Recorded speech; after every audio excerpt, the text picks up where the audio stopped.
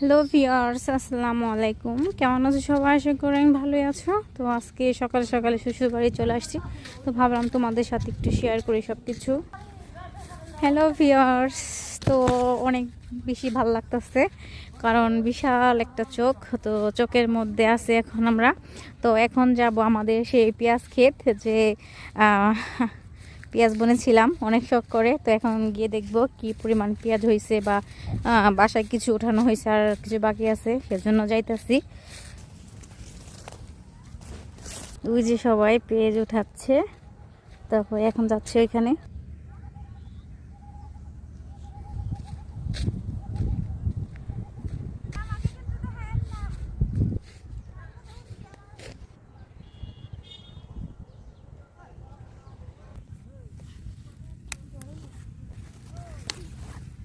বড় হয়েছে।